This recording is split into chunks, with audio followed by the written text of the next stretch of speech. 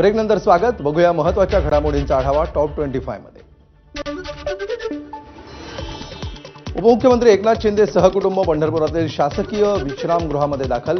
एकनाथ शिंदेंच्या हस्ते उद्या मध्यरात्री कार्तिकी एकादशीची पूजा होणार. उद्धव ठाकरे 7 आणि 8 नोव्हेंबरला पुन्हा मराठवाडा दौरा करणार. सरकारनं जाहीर केलेल्या मदतीचा शेतकऱ्यांना लाभ मिळाला आहे की नाही याचा ठाकरे दौऱ्यामध्ये आढावा घेणार.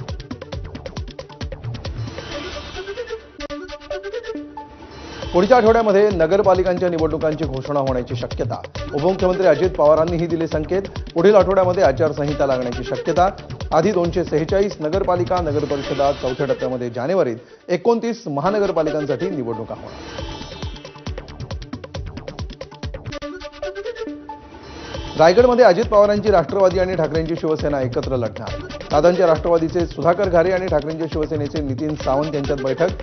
शिंदे सेनेचे आमदार महेंद्र थोरवेंना कोंडीत पकडण्यासाठी एकत्रित लढण्याचा निर्णय. रायगडच्या रोह्यामध्ये काँग्रेसचा मोठा धक्का. सलग 3 वेळा नगरसेवक राहिलेल्या समीर सकपाळांचा अजित पवारांच्या राष्ट्रवादीत प्रवेश. तर प्रवेश होताच सकपाळांवर जिल्हा उपाध्यक्षपदाची जबाबदारी.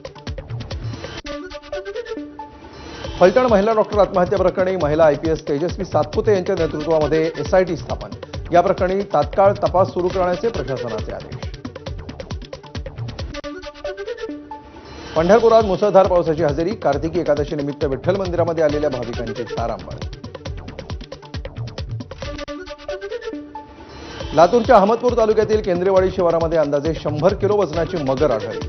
जवळपास 8 फुटांची ही मगर गवतात आढळली. वन विभागाला मगरीला पकडण्यात यश.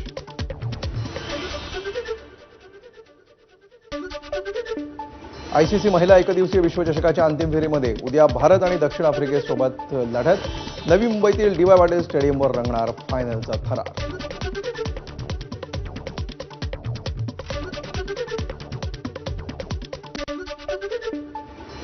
दिग्गज टेनिसपटू रोहन बोपण्णाची निवृत्तीची घोषणा. अचानक निवृत्तीच्या निर्णयामुळे चाहत्यांना धक्का.